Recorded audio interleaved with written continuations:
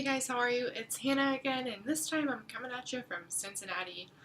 Part 2 update on the TMJ journey. I know it's been a while. A lot has happened since then, since I told you about the crazy doctor who jammed the tube into my ear. So after that happened, I just felt like the doctor just didn't listen to me at all. I really wasn't happy there. And my cousin had texted me. We had a girls' night, monthly ladies' girls' night at our house, and we were talking about our ear problems. And she had mentioned that she went to an ENT because she kept hearing this popping and clicking in her ear. Here she went to the doctor. She looked in her ear and she had a tiny little dog hair stuck inside of her ear. And her doctor plucked the hair out. And my cousin just said it was like a miracle. She could just hear so much better. The popping was gone and everything had gone away. So I thought, I need to go see this doctor.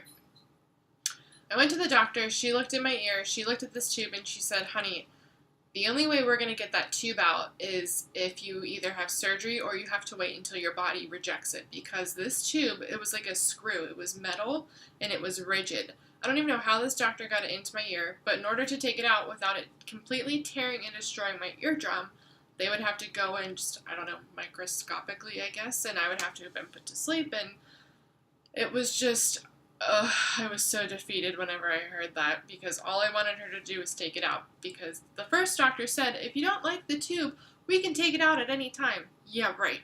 I was not happy. So she put me on all kinds of nasal sprays, thinking that that would help. We thought it was allergies at first, and so I was trying these nasal sprays, and I was noticing all of these weird red spots all over my body, which was kind of making me freak out. We were getting ready to go to the beach, and it was obviously bikini season, and here I am with these gross red splotches all over me. And then I realized they would literally pop up out of nowhere once I used the nasal spray, that like 2 minutes after I would use it, my body would be covered in these red spots. So I just thought, I'm not taking that anymore. Clearly I'm allergic to that, and it's not even helping my allergies. So once that all happened, I went back to her, and she told me that she thinks it could be a case of TMJ. And I tried a mouth guard. I tried taking out a bunch of different foods from my diet. I used to eat like raw carrots and celery a lot for lunch.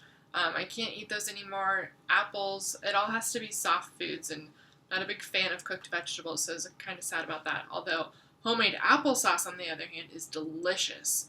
And so it's been a bit of an adjustment, sort of getting used to the foods that irritate my ears and my jaw more than the things that don't.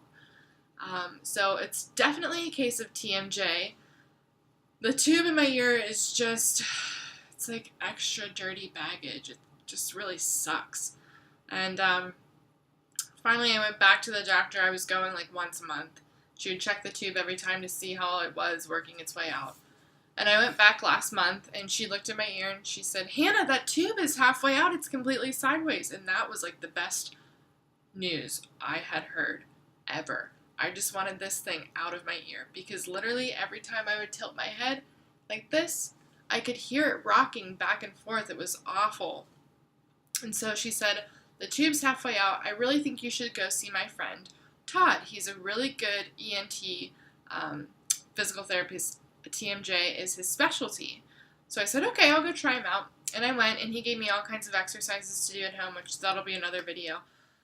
Another story for another time. And I do these exercises at home, and they do seem to be helping. And when I go into his office, he puts these really warm heated pads around my face.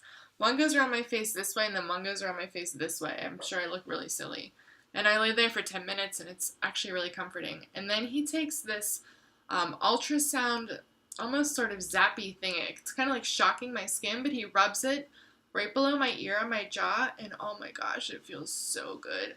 So the physical therapy has definitely been helping. I really enjoy going. My ears always feel, it's definitely like an exercise, I can tell, because my jaw and my ears are sore afterwards, but they also feel better at the same time, if that makes any sense.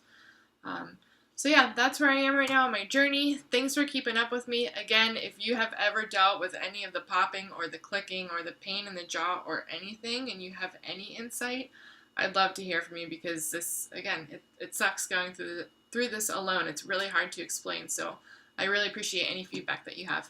Thanks, guys.